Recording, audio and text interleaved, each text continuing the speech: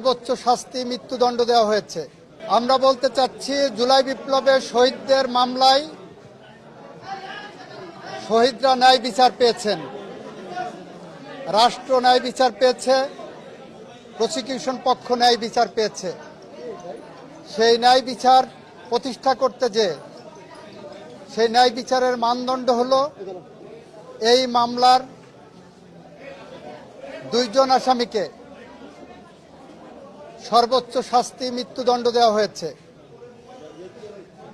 একজন আসামি যিনি রাজসাক্ষী হিসাবে নিজেকে আদালতের সামনে উপস্থাপন করেছেন, সার্বিক বিবেচনায় আদালত তাকে 5 বছরের কারাদণ্ড প্রদান করেছে। আমরা মনে করি শহীদদের প্রতি, দেশের প্রতি, এদেশের মানুষের প্রতি, গণতন্ত্রের প্রতি, সংবিধানের প্রতি, আইনের শাসনের প্রতি এবং আগামী প্রজন্মের প্রতি দায়বদ্ধতা পরিশোধের স্বার্থে এ রায় একটি যুগান্তকারী রায়। এই রায় প্রশান্তি আনবে, এ রায় ভবিষ্যতের জন্য একটি বার্তা, এ রায় বাংলাদেশে ন্যায় বিচার এবং আইনের শাসনের জন্য একটি মাইলফলক হয়ে থাকবে।